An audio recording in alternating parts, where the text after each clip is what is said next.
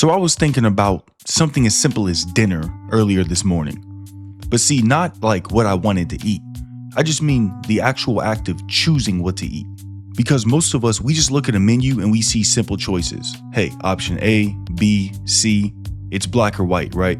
But if you actually sit there for a moment, pause, and try to look at it objectively, if you remove all your bias and conditioning, all those simple choices, they dissolve. Because what I'm saying is, once you get to that mindset, suddenly you realize you could potentially just not be picking what you're eating for dinner, but instead you're looking at deeper things like the ethics of factory farming, or you're looking at your own biology, your own blood sugar, the environmental impact of the packaging that the food comes in, the cultural history of the ingredients. And I understand that some of that shit is cringe as hell. I fully get that. What I'm trying to explain is that a simple choice can become a mountain of data, right? Like basically terabytes of information to mentally sift through just to figure out what to put on your damn plate for dinner. And I know some of y'all are probably sitting there thinking, yo, what is this dude talking about, bro? Is he trying to make me a vegan? What I'm trying to talk about is living without bias. Because here, at least in the Western world, we're told that a huge goal of life and a goal of being an adult is to be mature, to be a rational human and to see things from all angles, to be open-minded, to hold equal weight to every side of an argument. And I truly try to do that. And that's what got me thinking about this.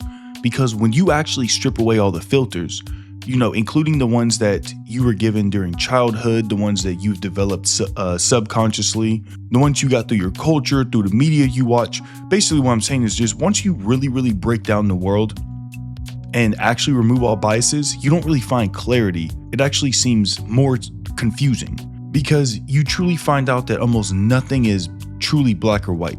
The entire world lives in a massive and overwhelming and overbearing gray area. And it actually is extremely exhausting. I truly understand how they talk about ignorance is bliss. The less you know, it seems like you can really, really just relax. Because it really gets to a point where it almost feels like things aren't even worth talking about. Because how can you make a 30-second comment on something when in reality you know that even the smallest topic has layers upon layers upon layers of complexity built into it? It almost gets to the point where you feel like if I don't have ample amounts of time to explain every single layer, it feels like you're lying or just oversimplifying it. And I think you see this with like politics a lot. Someone will say something as simple as, hey, the Second Amendment says we should have guns, therefore every single person in the world, every single person in the US should have a gun. But then it's like, well, you can ask open questions and be like, oh, okay, well, like what if somebody was legally diagnosed as, or not legally, but medically diagnosed as like clinically insane. And then you say, okay, what if somebody has a violent history of gun charges of shooting at people and stuff like that? Then they get out of jail like 35 years later. Should we be giving them guns again? And so all I'm trying to say is it adds complexities where you have two counter arguments battling one another and both arguments are bringing valid things to the table. So all I'm trying to get at is you see that even simple talking points become so complex, you can't simply cover something in a 4 to 5 minute conversation. But here's the issue, is that society does not like gray areas because as humans, we just all run on shortcuts, right? Take how we judge people. We may look at someone's vices like their drug of choice, or we may judge one person harsher than another based on their clothing. We think we're being logical. We think, oh, no, that one's bad, but then this one's acceptable. But if you really peel back the layers, you realize that judgment isn't based on chemistry or human impact. It's really just like an unexamined script that we hold that was probably written by our laws in our country.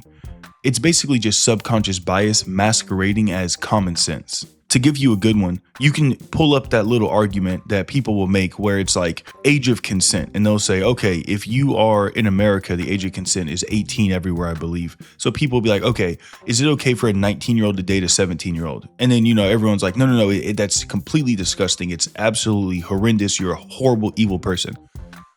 And then they'll go online and watch some YouTube video by someone in like Germany where the age of consent, I think, is 16 or something.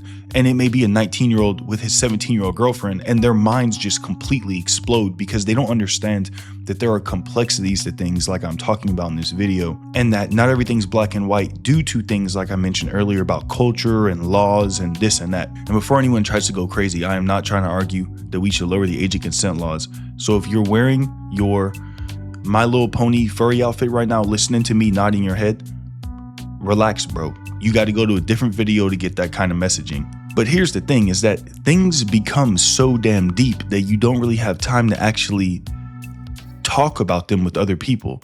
So unfortunately, I don't have a clean answer on how to fix this, right?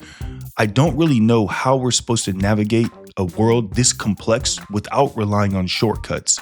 But then the shortcuts don't give you the true answer. So we're really just walking around as dumbasses.